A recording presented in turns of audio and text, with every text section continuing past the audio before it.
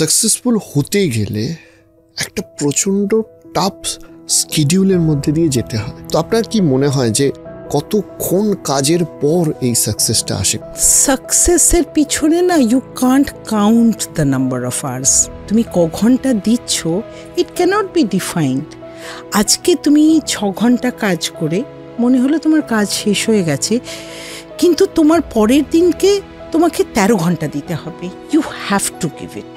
আজকে তোমাকে সাকসেসফুল হবার জন্য it's not the number of hours, how much you give passionately. আজকে ফিল্ম ডিরেক্টর তারা মনে করছে আমি একটা শট নেব, কিন্তু সেই শটটার জন্য 7টা শট নিয়ে একটাতে গিয়ে ঠিকছে, তাই তো?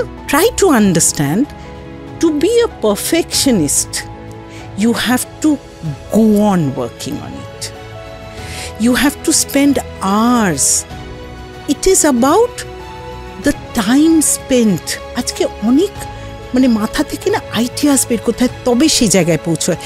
তবে না আজকে সত্যজিৎ রায় কতটা টাইম স্পেন্ড করেছে আমি এটা দেখেছি। ইটস অগেন নাম্বার অফ আওয়ার্সও না, আরেকটা ইম্পর্টেন্ট জিনিস আছে, the homework and the vision behind. ডেডিকেশনটা লাগে। ডেডিকেশন